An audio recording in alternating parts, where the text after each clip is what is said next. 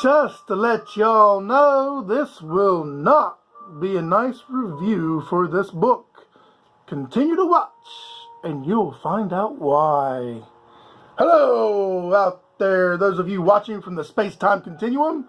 Viktor Wolfe coming at you with another Stephen King book review. This time we got King's newest release, The Institute. Which was published on September 10th, 2019, and clocks in at a whopping 178,000 words, which translates to 557 pages.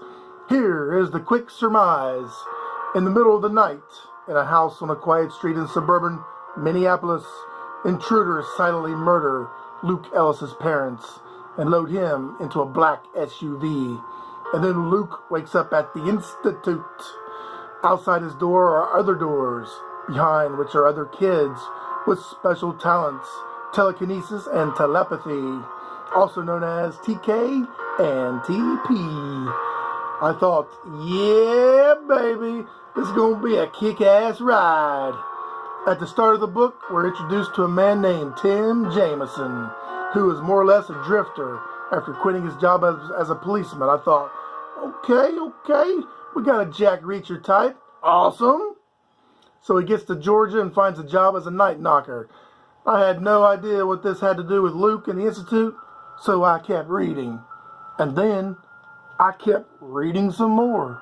And finally, I started to get bored, wondering when this was going to actually pick up. I was already disappointed that Tim wasn't a Jack Reacher. Then I started thinking that maybe I had picked up a mistake book that the publisher printed part of another story, and I had in my hand a collector's item. Maybe not. Tim's story picked up some when the Go-Mart robbery happened on page 36, and by page 43, we finally get to the section titled The Smart Kid. Ooh, yeah, finally, the good stuff. We find out that Luke is super smart and has a touch of TK, telekinesis. The murder scene takes place, a scene that should have come first in this book. Fuck Tim. Who the fuck gives a shit about Tim anyway, right? Luke is kidnapped and whisked off to the Institute, where he meets other kids who give him the lowdown of the place, kind of like in Elm Street Part 3, where the kids give Nancy the lowdown on how the mental ward works. I thought this was a good way to do it, not through boring long text and exposition.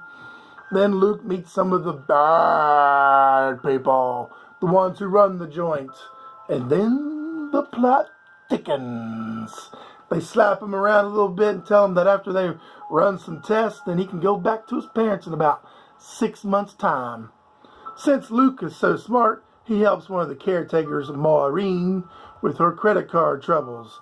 So now he has an ally, and she wants to help him escape. The escape is pretty cheesy if you want to know the truth of it. It wasn't like the great Alcatraz escape or anything. He just went outside, dug a hole under the fence with a freaking ice scoop of all things, and that was it. Really, Stephen King? Really? Okay. From this point on, it's all spoilers. I would advise you to continue to watch because I will explain the ridiculousness of this book, and it will save you the wasted time of reading it. So Luke hops a boat, then he hops a train, where it takes him all the way to South Carolina, where we meet up with Tim Jameson. Oh, now he comes to fruition. Luke explains to Tim and his posse what happened up in Maine. So after a little convincing, a group of them go up there to try to rescue the other kids. And that's basically it. I won't totally spoil the ending, which isn't too bad, given the buildup of the plot, but it could have been a whole lot freaking better. Of course, I've watched some other YouTube reviews of this book, hoping someone out there thought this was ridiculous and a waste of a good plot line. But most of you loved it. I just don't understand it. Did we read the same book? Was it because you like the kids so much? I don't know. But what I do know is that Stephen King could have done way better. I think he got lazy, going for the easiest plot line advancement he could think of. The first 43 pages were misplaced.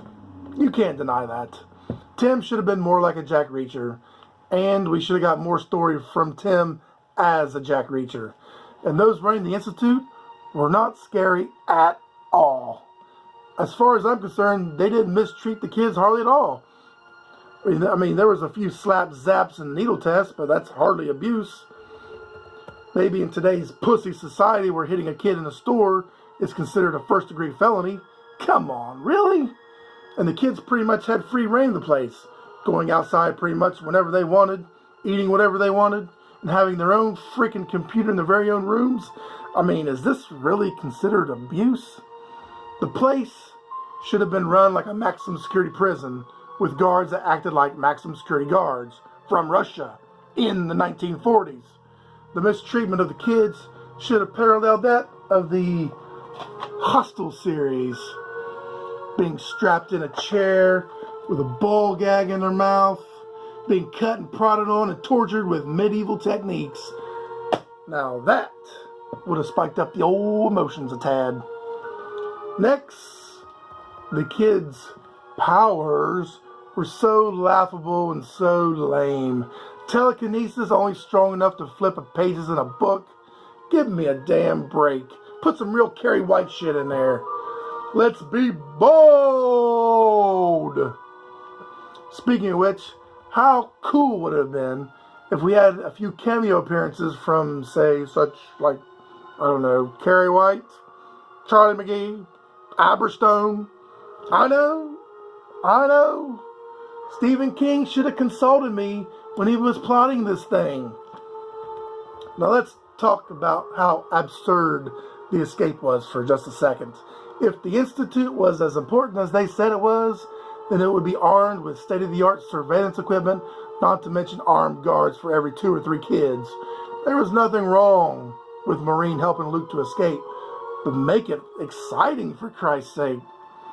She should have helped him physically while guards were chasing him down, shooting at them.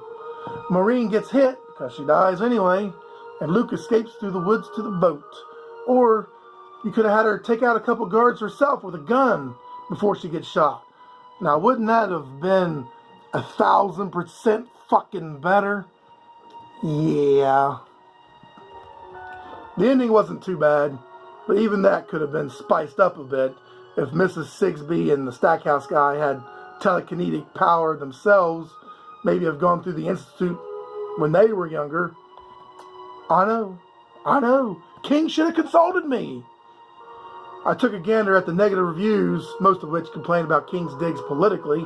He takes a few stabs at Trump. Who freaking cares? He's going to do that. He's over 70 years old, worth $500 million. He's going to put in whatever the fuck he wants to put in. In about 20 years, Trump will be dead and his presidency forgotten. Do you constantly think about Jimmy Carter's failed presidency? No. So just forget it. Who cares? It's only the die-hard Trump fans who care. So just get over yourselves and move on. Jeez. As it stands, I can only give this book a 6 out of 10. Is it better than Elevation? For sure. Better than Sleeping Beauties? Oh, you bet. Better than Dr. Sleep? I don't think so. Better than 11/22/63? Hell to the no. So there you have it, The Institute. I won't be rereading this for a while, but if it was the novel I was expecting it to be, I'd be reading this sucker right this second. So, if you missed the SK of the 70s and 80s, might I suggest this novel? Black Mountain by Viktor Wolfe. It's a brutal prison novel that will have you reading late into the night with a light on. It will make you want to never step foot inside a prison ever. So run on over to Amazon and pick up this gem. You won't regret it. Unless you're pussy-minded about prison violence. I mean, go figure. Probably are. Okay, so our next journey will take us to the sleepy town of Salem's Lot, where a horde of vampires are lurking and waiting for your fear. And as always, thanks for watching my review of The Institute. And this is Victor Wolfe, and I'm out. Bye-bye.